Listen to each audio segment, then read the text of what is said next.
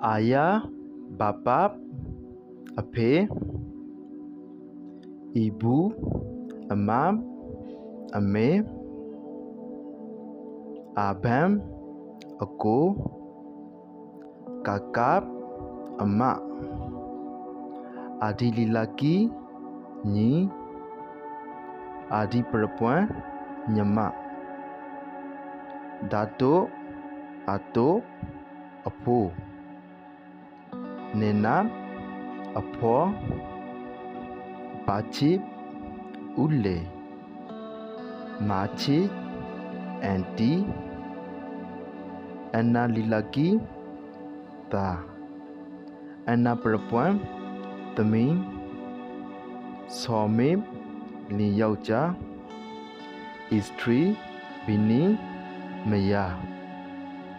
ဒါကတော့မိသားစုနဲ့ပတ်သက်တဲ့မလေးစကားလုံးလေးတွေဖြစ်ပါတယ်။အခုမှစပြီးလေ့လာနေကြတဲ့မိတ်ဆွေများအတွက်တစုံတရာအကျိုးချစ်ခဲ့မယ်လို့မျှော်လင့်ပါတယ်။ဗီဒီယိုလေးကိုကြိုက်နေတဲ့ဆိုရင် like and subscribe လုပ်ပြီးမသိသေးတဲ့ကိုယ့်ရဲ့မိတ်ဆွေတွေသိရအောင်လေပြန်လည်မျှဝေပေးခဲ့ဖို့မမေ့ကြပါနဲ့နော်။ကျွန်တော်နဲ့အတူနောက်ဗီဒီယိုတွေမှာပြန်လည်ဆုံတွေ့ကြပါမယ်။အားလုံးကို goodbye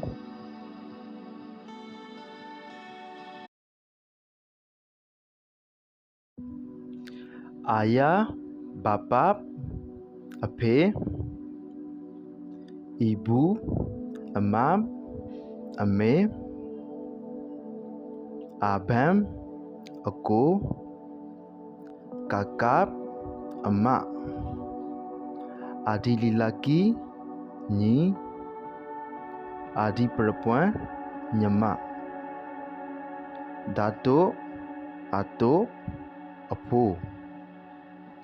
nenek, apo, pakcik, ule, makcik, aunty, anak lelaki, ta, anak perempuan, Temin, suami,